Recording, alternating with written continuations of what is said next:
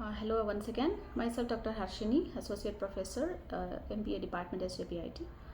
This is video number 5, I think, which will conclude Module 1, Introduction to Indian Rural Marketing. So in previous video, I discussed some of the concepts of rural marketing environment, which included population, occupation pattern, income generation, location of rural population, expenditure pattern, literacy level. Even we discussed about land distribution, land use pattern, land use pattern. Yes. Now in this video, I'll be covering irrigation, development programs, infrastructure facilities, rural credit institutions and outlets, print media, how it works in the rural areas, and also some of the requirements of rural areas, rural demand and rural market index, and major problems that arise in rural marketing. Well, talking about irrigation, in last 4 decades, irrigation areas have doubled according to survey, and for centuries Indian agriculture depends on rain, as we all know it. And also the irrigation facilities, to increase the irrigation facilities, length and breadth of India yielded results and reduced dependence on rail. So there's considerable difference in irrigation pattern from state to state sorry, in India. So states like Punjab and Haryana, enough natural resource is available, and if farmers owns many patches scattered at scattered at distances, it makes entire efforts in agriculture less remunerative. Mechanical farming or agricultural method cannot be adopted for small hold landings. Regarding development programs, well, green revolution in the agriculture sector. The period from 1967 to 1978, heralded a technological thrust into rural areas aimed at improving food grain production in the country and hence achieving food self-sufficiency. Green revolution generated some notable economic results like crop areas under high yield varieties required fertilizers, pesticides, fungicides even, and other inputs. So farm equipments like tractors with farm implements, diesel pumps, etc. introduced mechanization into farm sector for the first time. Increase in farm production also introduced mechanized processing, spurring growth of local manufacturing sector. The modernization and mechanization of the farm sector boosted farm productivity, triggered industrial growth, and created jobs and initiated change in the quality of life in villages. Now, talking about white revolution, well, initiated by government with the aim of achieving self-sufficiency in the area of milk production.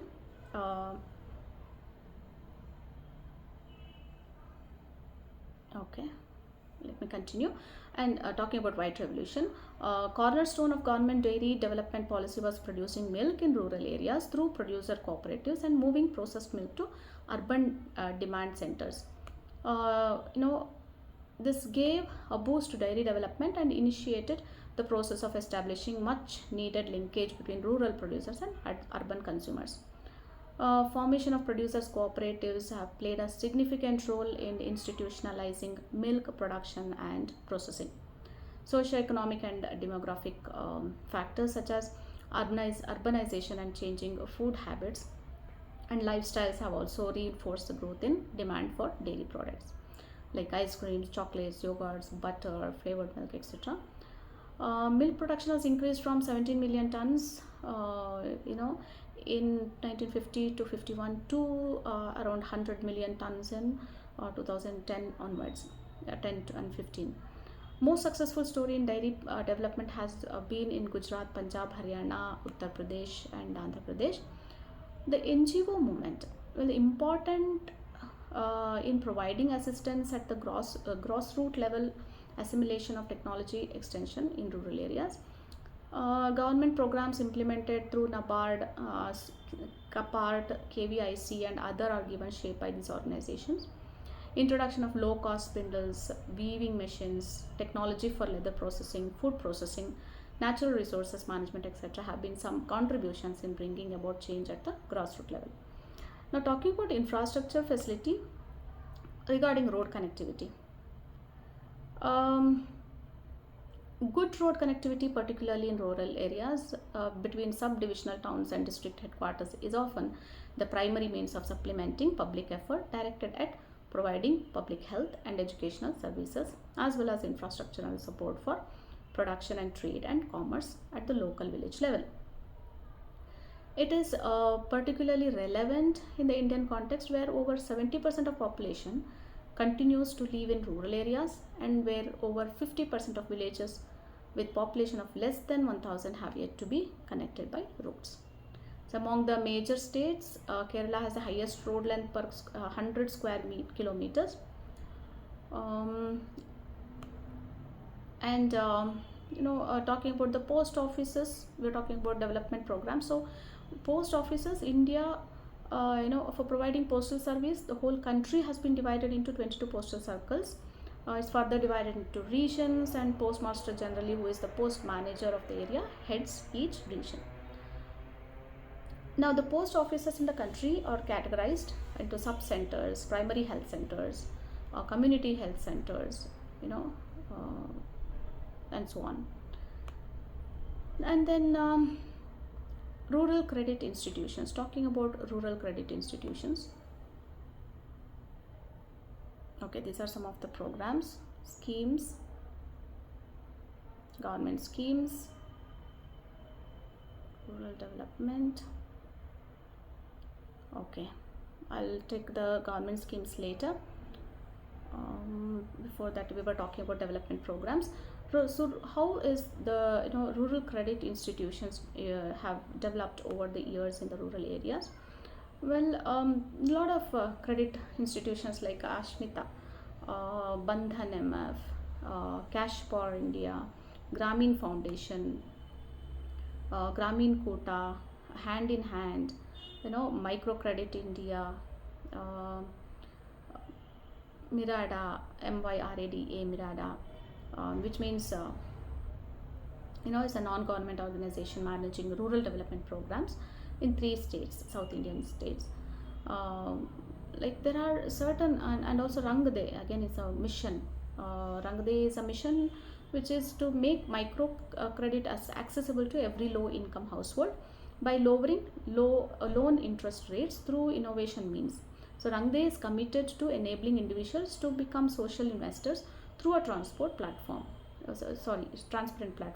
So while strive to improve rangde.org organization, rangde.org as an interface, we work extensively with field partners to ensure that there's no compromise on vision, and also making credit availability at affordable prices. And talking about other development programs, rural credit institutions, especially, as I told, Ashmita, it provides rural poor women access to financial resource in the form of collateral free small loans for income generation and livelihood promotion. This enables them to set off small startup business, which soon translates into adequate nutrition, medical aid, and education. So with increased business, these low-income women become economic agents intrinsic to development rather than simply a homemaker. There's one more credit facility program development, that is Bandhan MF. Bandhan was set up to address the dual objective of poverty allegations and women empowerment. The microfinance activities are carried on by Bandhan Financial Service Private Limited, incorporated under Companies Act 1956, and also registered as a non-banking financial company with the Reserve Bank of India. Cash for India, that is one more mission, which is to identify and motivate poor women in the rural areas and to deliver financial services to them in an honest, timely, and efficient manner, so that the vision is realized and Cash for itself becomes a financially sustainable microfinance institution for the poor. Talking about Grameen Foundation, well, it works in 6 key areas: connecting microfinance institutions with capital markets, strengthening organizations by building people practices, harnessing the power of technology, helping track people's movement out of poverty, sharing knowledge widely for broader impact and social business. Gramina Kuta, that is one more credit facilities program which was which was there. Well, it recognizes future competition and challenges of retaining exclusivity of clients instead of targeting high market share in high competition areas. They focus on increasing mind shares among clients and become preferred microfinance provider.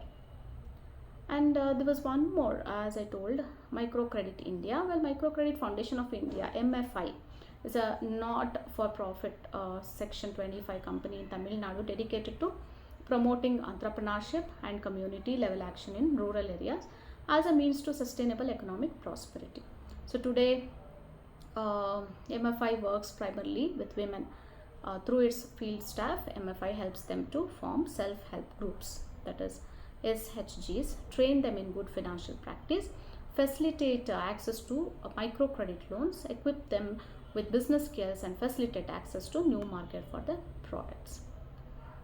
And there's one more program called New Life, which designs projects based on survey of the socio-economic problem of the project area and support the poor, abused and abandoned children and women by executing the projects with a defined goal or objective. So the current project of New Life includes orphanage of children of incarcerated parents, save children from child labor, ensuring primary education for rural children in India, early learning centers for children of vulnerable community groups, Read to Lead project, taking care of medical needs of physically handicapped and mentally retarded children. All these are the concepts or initiatives taken under New Life. Then what is the role of cooperative institutions?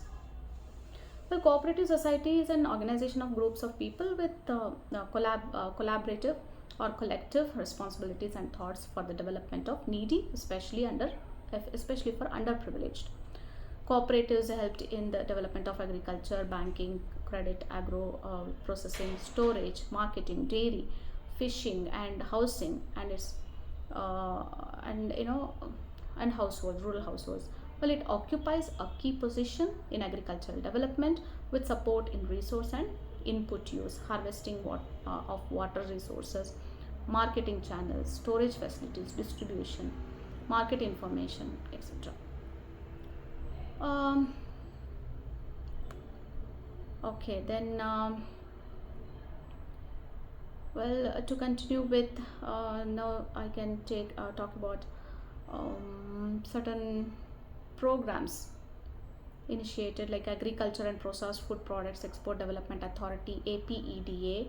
Well, it is an export promotion organization which comes under Ministry of Commerce and Industries, Government of India. It's mandated with the responsibility of promotion and development of export of its scheduled products, and also scheduled products monitored by APEDA, that is APEDA.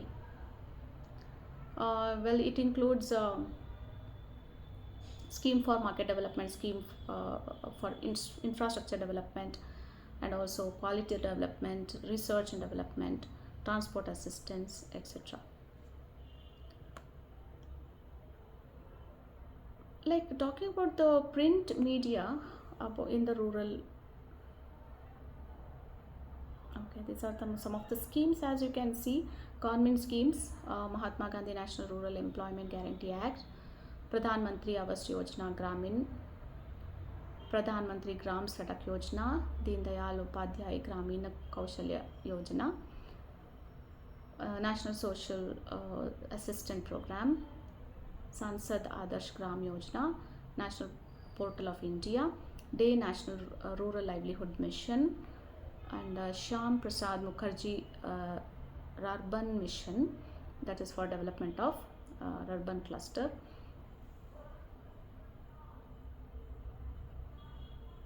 And these are some of the schemes again, which includes Pradhan Mantri Gramin Sadak Yojana, Pradhan Mantri Krishi Sanchay Yojana, Pradhan Mantri Fasal Bhima Yojana, Deen Dayal Upadhyay Gram Jyoti Yojana, Sampurna Gramina Rozgar Yojana, organic farming, soil health card, cold storage and food processing, use of neem coated urea fertilizer, Mahatma Gandhi National Rural Employment Guarantee Act, Samagra Shikshana Abhiyan, Pradhan Mantri Awas Yojana, provision of urban amenities in rural areas, Antyodaya Anna Yojana. These are some of the government's programs in recent years. Now we can see.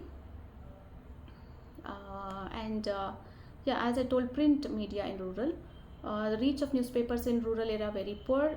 So newspaper normally reach the feeder market or small towns, or read in shops or roadside hotels. People sometimes buy newspaper in small towns and back home, where it is read out at home and common gathering or social gathering. Now, problems in rural marketing. Before I end, let me discuss the problems in rural marketing. Well, unevenly scattered population. Okay, so the spread of population is about a few cities and towns to the extent of 25%, and the balance in few lakhs villages. Underdeveloped people and underdeveloped market. Since 1947, number of initiatives have been taken to improve the quality of life in rural areas. In 1947, the rank of India in terms of poverty, unemployment, and level of development was in the world was very low. 91 it reached to a little higher, that is 20% more. Situation has further worsened, and in 1996 report, Human Development Index showed India ranking 136th in 156 countries of the world. So yeah, we are now seems to be developing country, but still we need to take a lot of initiatives to make the country completely developed. Talking about another problem, that is lack of proper physical communication. Physical communication facilities. Okay, so in India, only 50% of road length is provided with proper surface according to survey, and about 36% of the villages in the country do not have road connectivity, and over 65% of our villages are without all weather road. So thus the road grid makes distribution cost higher, as the road grid as a whole suffers from serious capacity constraints, delay, congestion, fuel wastage, higher vehicle operating costs. Marketers face a lot of problem in distribution of products. So low per capita income, share of rural income accounted for 56%, with 74% of country's population, thus reducing demand for excessive products. Many languages and dialects, that is one more problem. In India, number of languages and dialects vary widely from state to state, region to region. Number of languages spoken is only 16. More than that, total number of dialects estimated to be around 900 or 1000. So the messages to be delivered in the local language and dialects are a big problem to the marketers. Another problem being low level of literacy. This leads to problem of communication for promotion purposes. In this case, print media becomes less effective, and dependence on audiovisual message is more relevant in rural areas. Another problem is logistic problem. Well, the rural markets have few selling points like retailers, cooperatives, huts and melas. Lack of infrastructure for storage and handling and limited transport facilities act as a constraint for marketing action. Low exposure to market stimuli.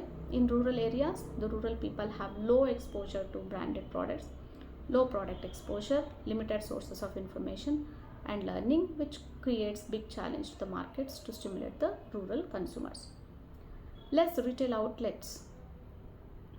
That is again one of the problems. Due to less capital, the shops in the villages have limited availability of stock and limited for or a few range of branded products to sell the rural people, and these shops keep only fast moving items with a number of fake brands. Seasonal demand. Well, 70% of rural population depends on agriculture, most of them with small land holding, highly depending on natural environment, that is rain.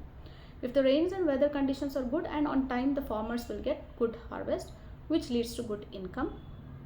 Otherwise, there's a shortage of water, the demand may minimal.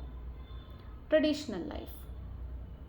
Well, life in rural areas is still governed by customs and traditions, and people do not easily adopt new practices. For example, even rich and educated class of farmers do not wear jeans and branded shoes in most of the rural areas. Okay, so I think we are done with problems in rural areas, and we even looked into some of the uh, you know programs and initiatives taken by the government, and these are rural demand, well established products. You can just have a look at it. So I'm sure I made all the concepts of first model clear. I'll see you with some more concepts of model 2 in the upcoming videos. Thank you so much.